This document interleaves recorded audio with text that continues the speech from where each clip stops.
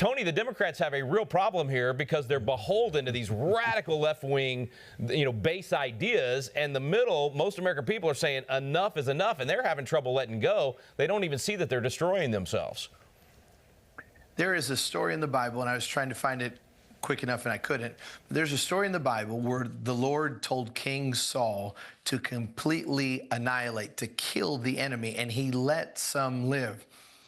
Now, I'm not calling for violence necessarily, but we conservative Christians, we're at a moment in history where we can really win this thing.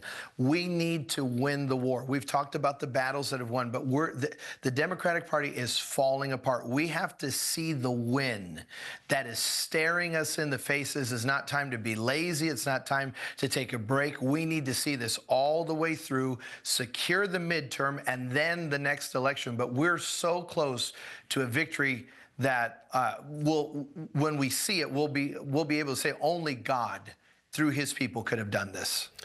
Yeah, Hank, we had just last week Adam Curry on, and remember when he was talking about praying for those that are on the left, and certainly those that are in the middle as well.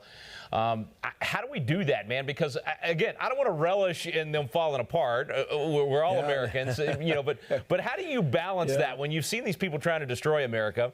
You want to pray for them to come to the Lord and come to the right side of things. What do you do as a pastor in that situation?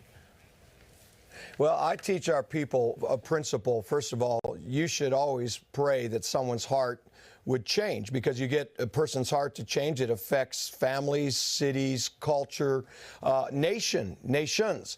But then the Bible also teaches us, we always like that song, that talks about the Lord, he's our shield and he's our defense, we'll not be afraid of 10,000s of people that set themselves against me. But we forget that the verse says, shatter the teeth of the wicked.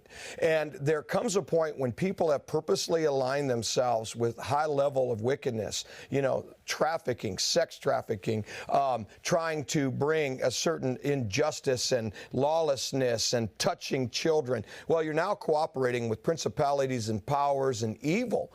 The Bible teaches us that we need to stand against that injustice. We need to even pray, because God's the God that will remove kings and sets up others. And so that's part of what we often talk about in Reformation. And so, we can't get down and get nice.